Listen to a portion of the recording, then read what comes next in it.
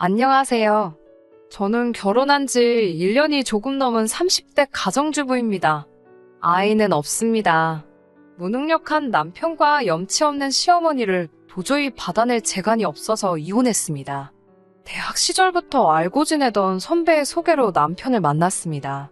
당시 저는 마케팅 회사에 다니고 있었고 남편은 공무원이었어요.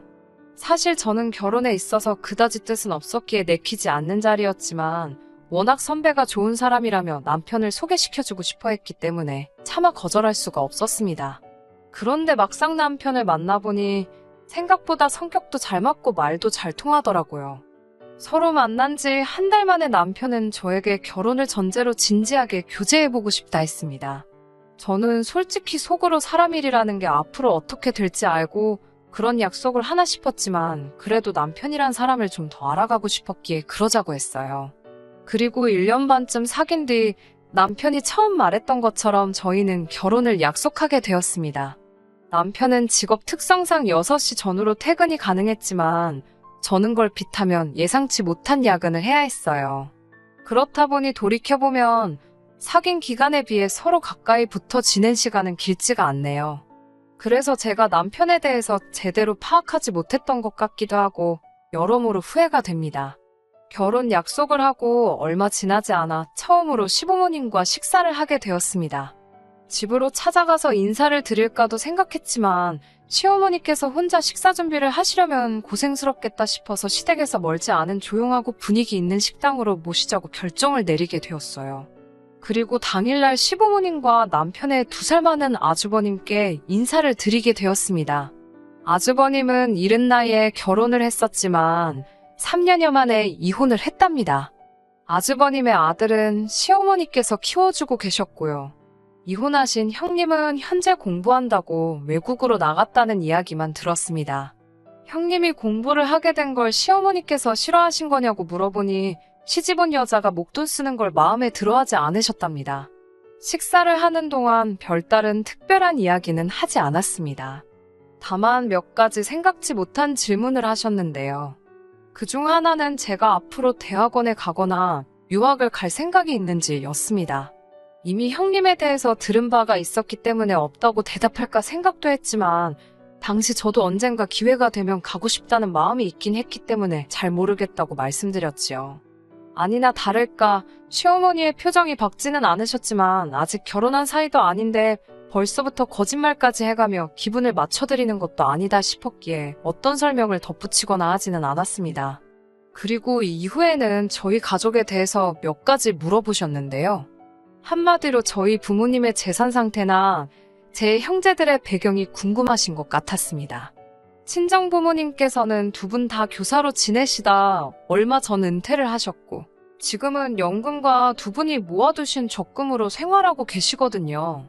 하지만 그런 걸 제가 다 말씀드리기는 그래서 그냥 2분은 은퇴를 하셨고 노후 준비도 다 되어 있으시다고 적당히 둥글게 말씀드렸습니다.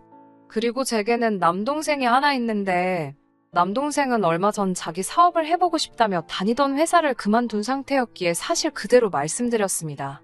그러자 시어머니께서는 마치 기다렸다는 듯이 일장연설을 하시더라고요. 요즘 젊은 사람들은 끈기가 없다. 어떻게든 한탕 해보려는 생각뿐이다와 같은 말들이요. 솔직히 제 남동생 이야기를 하다 이런 말씀을 하시니 점점 기분도 상하고 자리가 불편해지더군요. 도대체 무슨 말씀이 하고 싶으신 건지 의도를 파악할 수 없던 그때 본론을 꺼내셨습니다. 당신 아들 이야기를 하고 싶으신 거였어요. 당신 아들은 시간이 걸렸지만 저렇게 꾸준하고 안정적인 공무원이라는 직업을 갖게 되었다고요. 그냥 처음부터 당신 아들이 공무원이라 이런 점이 좋다고 말씀하시면 되지. 왜 엄한 사람을 깔아내리는지 이해가 되지 않았습니다.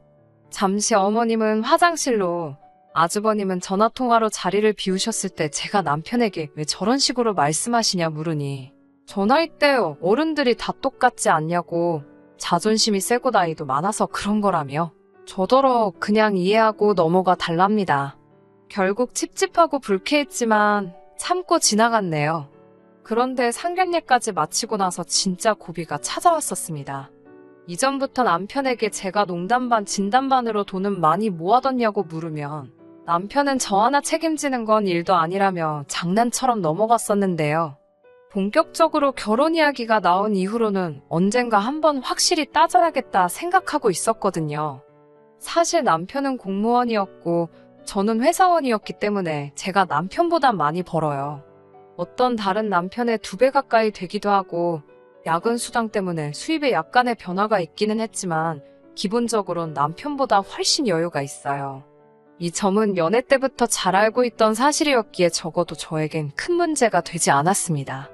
하지만 단지 이 때문에 저희 부부가 반반 생활을 하게 된 건 아니에요. 앞서 말씀드린 대로 언젠가 불편하더라도 돈 이야기를 해봐야겠다고 생각하고 있던 시기였습니다. 마침내 데이트하며 들렸던 카페에서 어색하지 않게 생활비에 대해 이야기할 기회가 생겼던 거예요. 일단 고정비용으론 얼마가 나갈지 말해보자 하니까 남편이 한다는 소리가 일단 양가 어른들한테 용돈을 50만 원씩 드리고 각자 용돈으로 50만 원씩 쓰고 자기 개발 비용으로 또 50 어쩌고로 그러는 거예요. 그리고 그 자리에서 알게 된 충격적인 진실은 정작 결혼하자고 그렇게 설레발친 남편의 재정 상황을 파악해보니 남편은 모아둔 돈이 거의 없었다는 거지요. 그 사실을 듣고 솔직히 실망을 너무 많이 했어요. 제가 이런 상태로 어떻게 결혼을 하냐고 화를 냈더니 남편은 제가 모은 돈 5천과 자기가 공무원 대출 같은 걸 받으면 되지 않겠냐고 저를 설득하려 들더군요. 씨도 안 먹힐 소리잖아요. 대출 받으면 그건 뭐 남편 혼자 갚나요? 제가 결혼 못한다고 했습니다. 그러자 사람들 다 있는 카페 안에서 남편이 난리가 났습니다. 자기는 저랑 결혼 못하면 죽는다며 자기 죽는 꼴 보고 싶냐고 생난리를 치더라고요. 걱정이 되긴 했지만 이러다 지치면 그만하겠지 싶어서 남편 혼자 카페에 두고 나와버렸습니다. 단지 남편이 돈이 없어서 화가 난 게 아니라 돈도 없는데 계획도 없고 생각도 너무 단순한 게 실망스러웠거든요. 그리고는 계속해서 남편은 자기가 죽어버렸으면 좋겠냐며 협박을 하질 않나, 제발 한 번만 기회를 달라며 사정을 하질 않나 혼자 난리부르스를 치더라고요. 그러던지 말던지 내버려뒀습니다. 남편이 어떤 해결책을 가져오길 바랬어요. 그렇게 한 2주 정도 지났을 무렵 남편에게서 사진 하나가 도착했어요. 제가 원하는 대로 해주려고 했는데 잘 안 됐다며 병원에 누워있는 사진이었습니다. 지금 생각해보면 생쇼지만 그때는 그래도 제가 남편을 사랑하는 마음이 있었는지 심장이 저 바닥까지 쿵 하고 떨어지는 것 같았어요. 그리고 곧 이어 시어머니께서 집을 해줄 테니 당신 아들과 결혼하랍니다. 사람부터 살리고 봐야 되지 않겠냐고요. 그렇게 시어머니가 구해주신 오피스텔에서 신혼살림을 시작하게 되었습니다. 이게 작다는 건 절대 아니고 감사했어요. 친정어머니께서 혼수를 해주시겠다 하셨지만 오피스텔이다 보니 기본적으로 필요한 건 다 갖춰진 상황이었어요. 예단의 경우 시어머니께서 모 브랜드에 500만 원도 넘는 가방과 반냥짜리 목걸이를 요구하셨지만 친정어머니께서 당장 사위 될 사람이 모아놓은 돈도 없는데 그걸 굳이 받으셔야겠냐며 정중히 거부 의사를 밝히셨고 어머님도 더는 고집을 부리시지 못하셨어요. 하지만 결혼식을 올리고 혼인신고까지 마치고 나서야 저는 또 충격적인 사실을 알게 되었습니다. 남편 명의로 사주셨다는 집은 전세더라고요. 이게 어떻게 된 상황이냐고 어머님께 물으니 이러나 저러나 제 돈도 아닌데 제가 무슨 상관이냐고 오히려 저를 남의 돈이나 탐하는 파렴치한 인간을 몰아가셨습니다. 너무 속상하고 왠지 모르게 억울하더라고요. 이렇게 저도 뒤통수를 한 번 맞아보니 남편하고 공동으로 돈 관리를 하기가 정말로 싫어졌습니다. 가뜩이나 남편이 경제관념이 없어서 결혼 안 하려던 거였는데 어머님의 뻔뻔한 태도까지 보니까 적어도 돈 문제로 얽혀선 안 되겠다는 확신이 생겼거든요. 결국 제가 먼저 남편에게 생활비는 서로 공동자금을 만들어 쓰고 나머지는 터치하지 말자고 했습니다. 남편은 서운한 기색을 감추지 못하더라고요. 아마 저랑 결혼하면 이전보다 훨씬 여유 있는 생활을 할 수 있을 거라 기대했던 것 같아요. 하지만 저를 딱히 설득할 재주도 없었던 남편은 제 의견에 따르기로 했습니다. 그렇게 저희는 각자 매월 초 각자 월급에서 100만 원씩 꺼내놓고 필요하면 그때그때 얼마씩 더하는 쪽으로 살림을 꾸렸습니다. 하지만 부부 사이에 칼같이 계산한다는 게 사실 말처럼 쉬운 일은 아니잖아요. 그럴 때는 솔직히 제가 좀 더 쓰기도 했습니다. 남편한테 쓰는 돈인데 아까워서 밤에 잠 못 이루고 그럴 건 아니었으니까요. 하지만 저희가 이렇게 산지 한 반년쯤 되었을 때입니다. 주말 일요일 아침이었는데 누가 미친 듯이 초인종을 누르더라고요. 모처럼 늦잠 좀 자려는데 정말 짜증이 나더군요. 인터폰을 확인하니 시어머니가 문 앞에 서 계셨습니다. 너무 놀라 남편에게 어서 가서 문을 열라고 했고 곧 이어 시어머니 목소리가 온 집안에 쩌렁쩌렁 울렸습니다.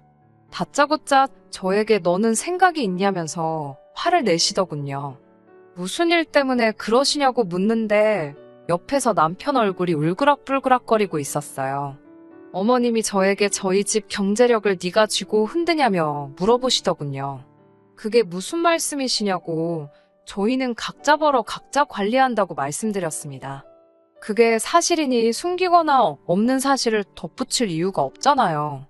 그러자 시어머니가 저더러 아직도 뭐가 잘못된 건지도 모르고 당당하답니다.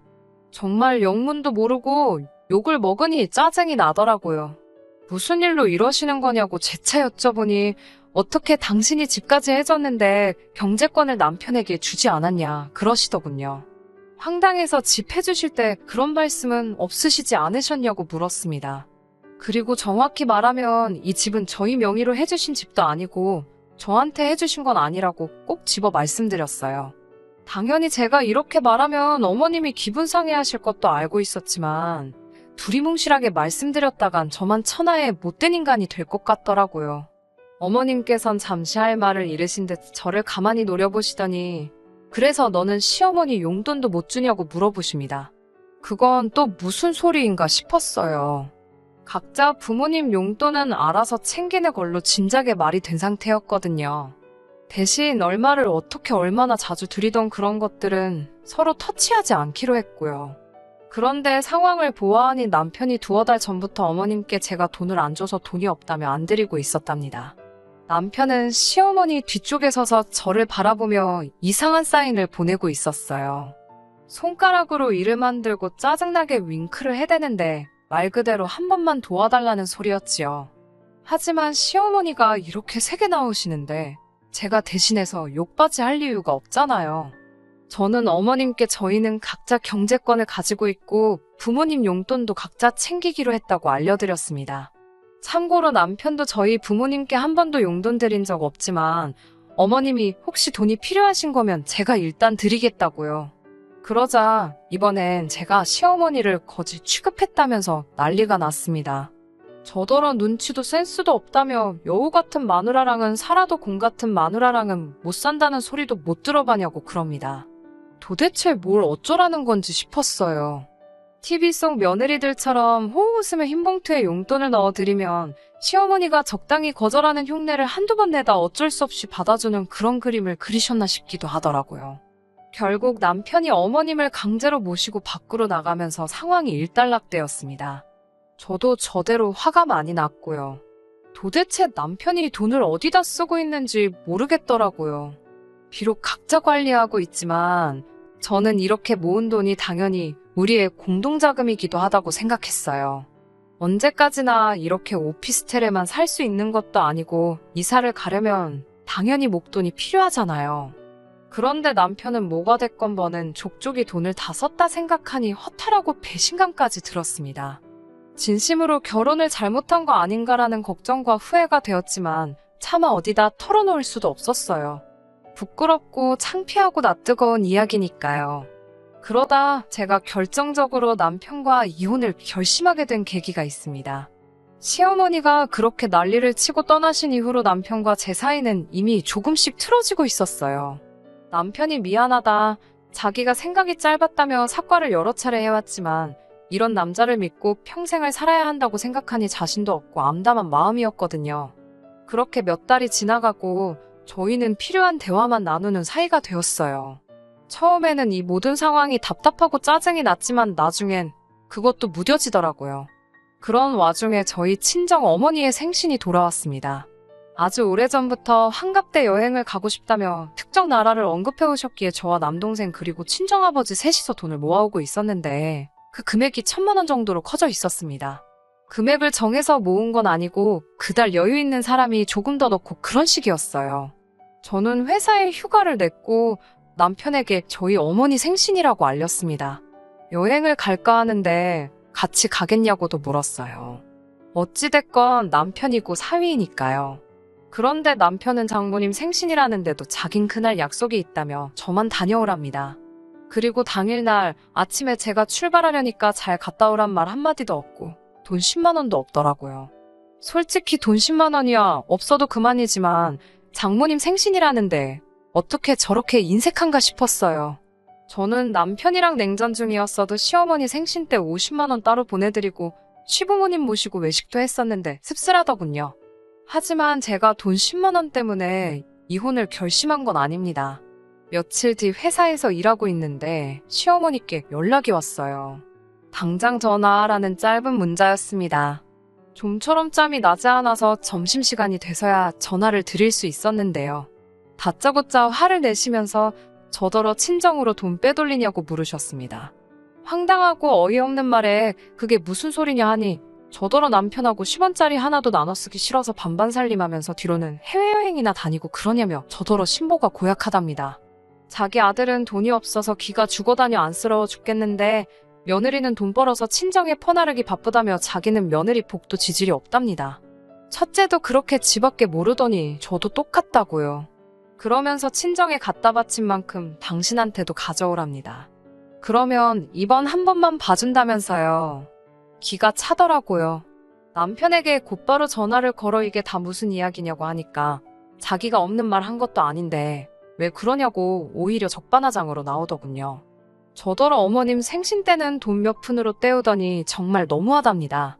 시부모도 부모라는데 그렇게 대놓고 차별하는 게 아니래요. 저도 그때는 악에 받쳐서 너는 우리 엄마 생신데 뭐 한 거 있냐고 따졌습니다. 그러자 저더러 한다는 소리가 자기가 돈 많이 못 버는 거 알면서 남의 상처를 후벼 판다는 거예요. 자기가 있으면 안 해줬겠냐고요.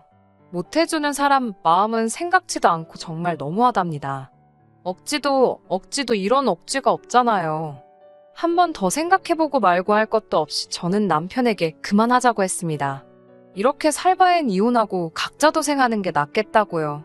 남편은 저더러 정말 너무하다면서 미안하다고 한마디만 하면 될 상황을 최악까지 끌고 간다며 제 탓을 하더라고요. 이쯤에서 그만하고 시어머니가 일전에 예단으로 받고 싶어 하시던 그 명품백 하나 사오면 된답니다. 그리고 어머님께 죄송하다 사죄하면 된다대요.